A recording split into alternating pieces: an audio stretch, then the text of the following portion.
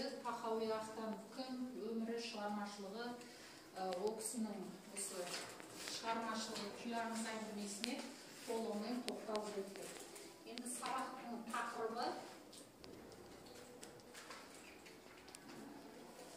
айтып кеттім, оқу мақсаты шығармадағы материалдық және рухани құндылықтарды заманауи тұрғыдан салыстырып, жаңашылдығына баға беру. Оқушылар үй тапсырмасын сұрау барысында мен сіздерге Google диск арқылы ссылка жіберем деген техникалық ахуалдарға байланысты ссылкамыз ашылмай тұр.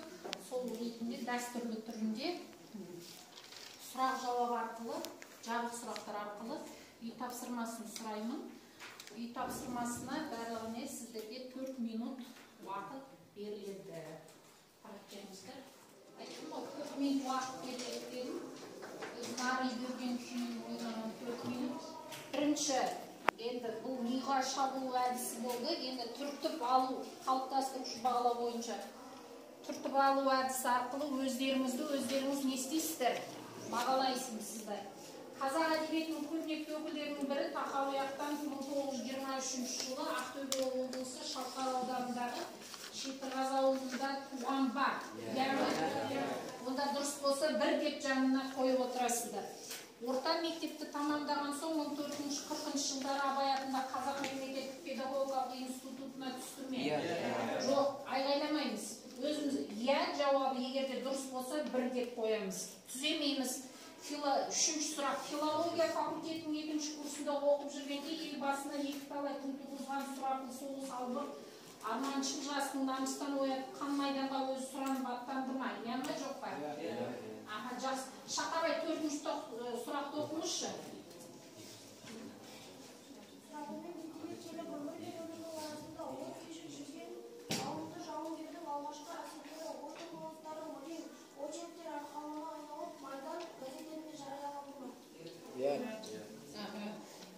Айғайлап дауыс шығармаймыз, өзіміз белгілей береміз. Сумая, 5-ші сұрақ. 1948 жылы Тахауи Ахтан әскер қатарынан оқимыз.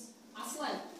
Тахауи Ахтановты қоғамдық және шығармашылық еңбегі жоғары бағаланып, 2-ші дәрежелі отан соғысы қызыл жұлдыз белгілі, еңбек қызыл ту құрмет белгісі, орденімен және бірнеше медальдармен марапатталды. Жоқ, әркім өзінің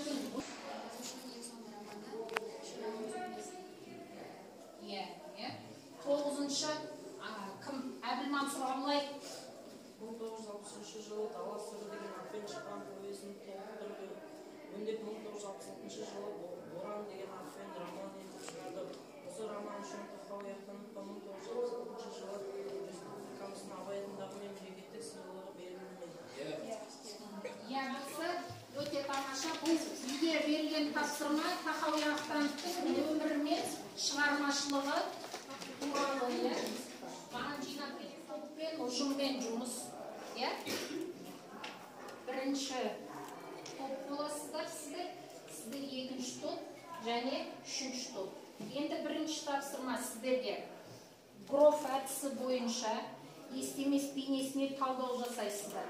Гроф әдісі дегеніміз G бірінші мақсат, R дегеніміз қазіргі жағдай, Q дегеніміз қолдағы мүмкіндіктер, В іс-әрекет деген. Топпен бағана жұмыс дегенде не істейміз? Тек қана артқа қарай не істейміз? Екінші топқа. Сіздер 2-ші топсыздар. Фила әдісі бойынша Оразымбет бейнесіне талдау жасайсыздар. Бірінші Ф факт, дерек, И идея, зерттеу, А шешім. Мына жерде сол әрқайсымызға барлығы біріне. Егерде не болатын болса, бір-бірлеріңізге қарап, топпен ақылдасуларыңызға естеуге болады, ақылдасуларыңызға болады. Екінші, сіздердікі слот әдісі бойынша S күшті жақтары, В әлсіз жақтары, Q мүмкіндіктер, Т қауіптері. Бірінші. Өздеріңіз оқыңыздар. Бірінші сұрақ күшті жақтары. Жаңылдың күшті жағын сипаттаңыз. Сіздер қандай әдіс берілді сіздерге? SWOT әдісі бойынша жаңыл бейнесіне талдау жасаңыз, күшті жақтары қандай? Жаңылдың күшті жақтары ол сөздерді астарлады. Жоқшылыққа не істей білген қыз деп айтуға болады? Шыдай білетін деп айтуға болады. Тағы да Оразымбет пен Еспенбетті қарсы алғанда не істейді? Қандай тәрбиелігін көрсетеді? Зеттілігін көрсетеді, тағы да ибалық тәрбиелігін көрсетеді. Жақсы. Келісесіздер ме бұл несіне жауабына? Келісеміз дейді. Қосарлары жоқ екен. Әлсіз жақтары кім жауап береді? Ал Шақабай. Әлсіз жақтары, жаңылдың әлсіз жағын сипаттаңыз. Жаңылдың әлсіз жақтары ол үлкендерге қарсы келе алмайды. Жақсы. Үшінші қатарға не істейміз? Толығымен дұрыс жауап берген үшін. Ал екінші уақыттарымыз болды. Әдісі бойынша Еспенбет бейнесіне талдау жасаңыз деп тұр. Сұрақты оқыңыз, орныңыздан тұрып. Естеместің алдына қойған мақсаты қандай? Естеместің алдына қойған мақсаты қандай? Естеместің мақсаты жаңылға үйрену. Жаңылға үйрену? Жақсы. Тағы қандай мақсат болды? Әкесі қандай қолқа салды жаңылды? Түйеден сүт шығару, жақсы, күй шығару тағы да.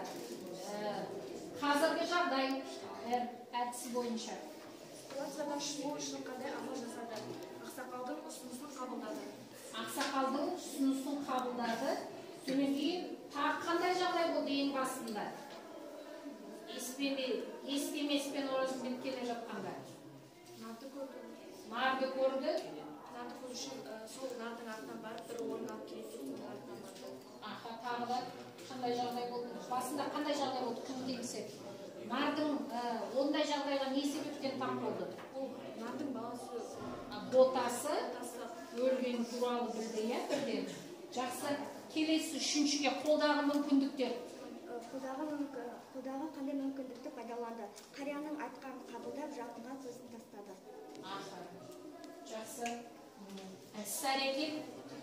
Адамгершілік тұрғыда қандай әрекет жасады? Өз жолын Оразымбетке берді. Өз жолын және рухани құндылық салт дәстүрде жатады екен. Жақсы. Ал тыңдап отырсыздар, жауаптармен келісесіздер ме? Бірінші қатарда. Қалып қосарларыңыз бар ма? Ашық сұрақ арқылы сұрақ қойсаңыздар да болады. Естемеске байланысты. Жақсы, онда алып қосарларыңыз жоқ болса, бірінші жаңа сіздердікін тыңдап, сіздердің әрбір нелеріңізге кері байланыс беріп отырды ғой. Естемес бейнесіне сіздер онда бірінші қатарға, үшінші қатар ашық сұрақ дайындай отырыңыздар. Сіздер неге екінші қатарға кері байланыс жасайсыздар? Соны бағалайсыздар білдер. Бастаймыз. Бірінші факт Оразымбет туралы қандай әдісі сіздердікі балалар? Фил әдісі, жақсы, айта беріңіз. Кімге талдау жасайсыздар? Оразымбетке. Оразымбетке талдау жасайсыздар. Бастайық. Оразымбет пен Естемес екеуі бірге келе жатқанда жалаңаш тау көреді. Итбан тауы кенет су алып қойған жырда нар түйе көрінеді. Нар түйенің соңынан ереді. Нар түйе жаңылдың үйіне барады. Бұл нақты дерек, неден алдыңыздар, күйшаңыздың аламай. Жақсы, идеясын кім айтады? Бақытжан. Оразымбеттің әрекетіндегі идеяны анықтаңыз. Ақсақалдың қызын Жамалды алу болды. Жақсы. Қосыласыздар ма? Ары қарай кеттік. Үшінші зерттеу. Себебі Жамал басында келіп орналғанда екеуі бірге күйді орындасындар деп айтқан, сондықтан күйшіна орындасындар. Жақсы. Ел бағып жатып, Жамалға қарағанда ол қатты жұмтырған сызықтардың арасынан сырттан тұрды. Оны көргеннен кейін Естеместің көзіне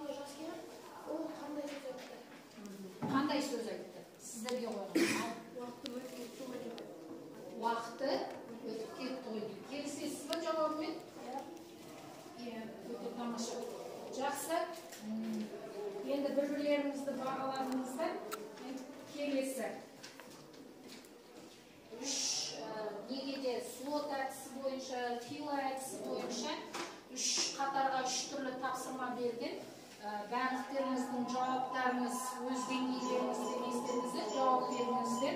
Бірақ та бұнда айта кететін нәрсе, әркімнің несі, пікірі құнды, өзімізге керекті ақпаратты естіп алдық, түйіндеп алды бойынша 158-ші беттегі 9-шы 10-шы тапсырма.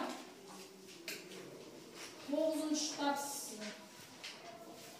тапсырмада балалар қарамен жазылған сөздер мағынасын түсіндіресіздер. Көріктеу құралдарына талда дегенде бұл жерде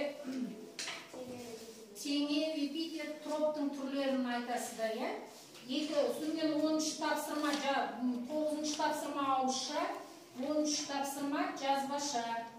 Күй ойнайды қазанының қанда деген тақырыпта ессе жазыңыздар дегенде, эссе күй құдіретімен күй шеберлігі туралы жазасыздар. Эссе қанша сөзден кем болмау керек? 100 емес, енді 150 дейді, кішкене көбейтіп 100-120 сөз болады. Енді сабағыңызға рефлексия жасамас бұрын балалар оқу мақсатына оралайық. Шығармадағы материалдық және рухани құндылықтардың заманауи тұрғыда салыстырып жаңашылдығына баға беру. Енді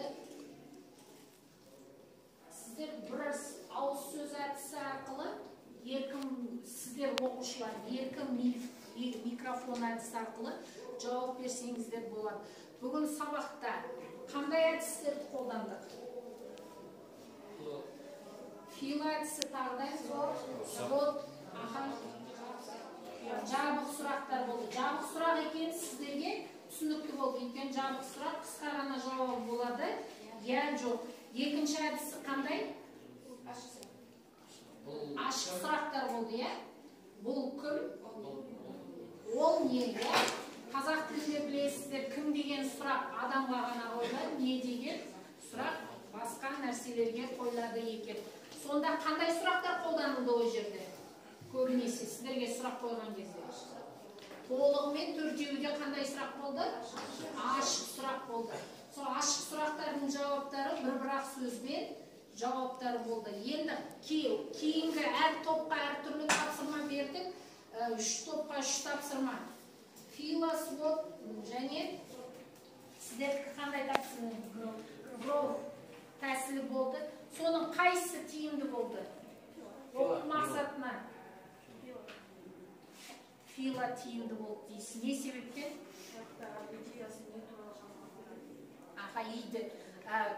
Тахауия Ахтановтың толығымен жауап береміз.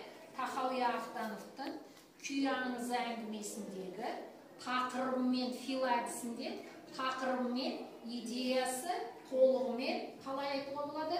Ашылды деп айтуға болады. Ал слот әдісінде қалай дейсіз дауыстап жауап берсеңіз? Тахауия Ахтановтың күй аңызы шығармасындағы кейіпкерлердің мінезін әлсіз жақтарын жалпы қандай екен слот әдісі арқылы. Тахауия Ахтановтың өмірде кім екенін білдік, соғыс ардагері екенін, жазушы екенін, шынайы шындықты суреттей білетін, сол туралы толығымен ақпарат алдық деп ойлаймыз. Сабаққа қатысқандарыңызға рахмет. Үй тапсырмасы толығымен берілді. Енді алған тесттарыңызбен бірге сіздерді бағалаймын. Сабаққа қатысқан балалар өте жақсы. Келесі сабақта кездескенше сау болыңыздар.